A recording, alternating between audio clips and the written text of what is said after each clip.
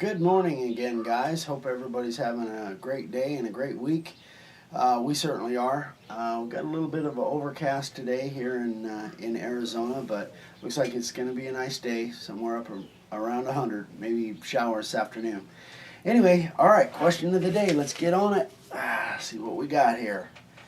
All right, it says, Hi, Eric and Dave. I try to watch each day on Coffee and Questions and learn something each day, every day. One question I think some of the other wood carvers would like to know is, how do you judge what size letters to make on your sign? If a board is 6 inches wide, what size lettering would you use on a house name sign, or on your dog bone? I think this would be a great to hear from you on this. Keep up the great work, and thank you for your help. Stan Mashik. I'm probably saying that wrong. I apologize, Stan. Stan Mashek in Missouri. Okay, Stan, good question.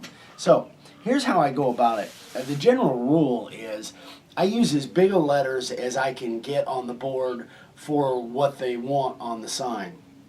First thing you got to do is realize whether you're carving inset letters or outset letters.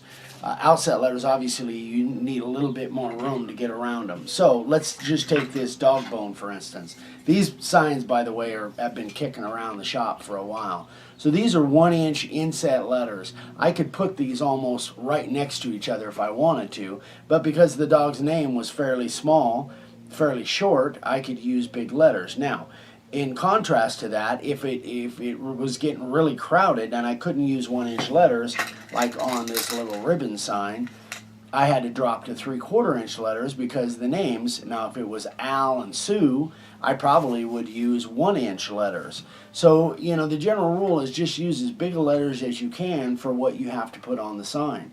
On these signs, obviously, you don't have the option to go 2 lines. On my standard house sign, this is a 6x24, 1-inch letters on the inset letters.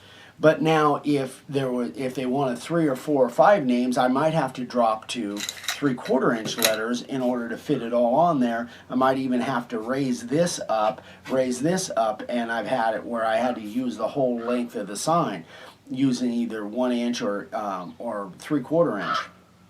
These are 2 and 1.5.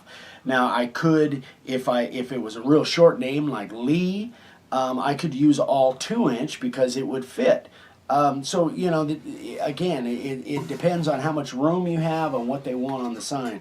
These are, normally I would have used little 1-inch inset letters for the Casa de here, but because I had a real long name and a rose at the end, I had to drop to 3/4-inch. So here's one that I just made. This is going to go up behind me and Dad in the studio when we're filming our Friday videos and our LTSs and all that.